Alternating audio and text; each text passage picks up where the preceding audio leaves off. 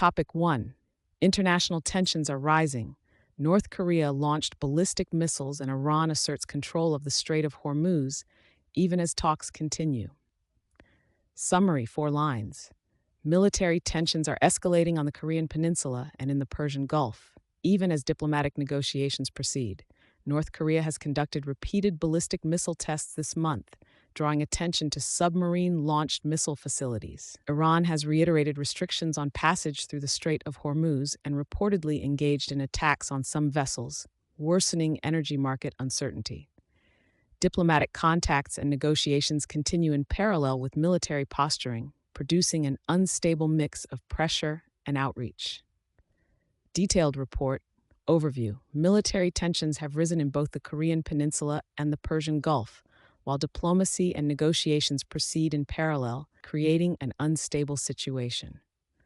North Korea. North Korea carried out its fourth ballistic missile test this month and the seventh of the year. The most recent launch was fired from near Sinpo in the morning and flew about 140 kilometers over the sea.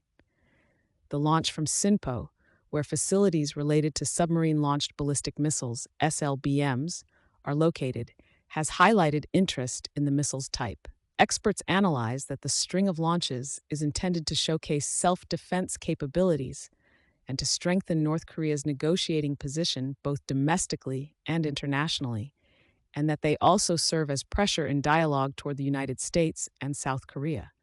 The IAEA Director General warned that North Korea's nuclear weapon production capabilities have seriously advanced and that additional uranium enrichment facilities may exist.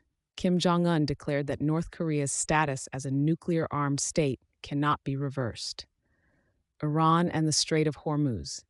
Iran has reiterated limits on passage through the Strait of Hormuz in response to U.S. port blockade measures, and Revolutionary Guard fast boats reportedly fired on some vessels that were transiting the strait.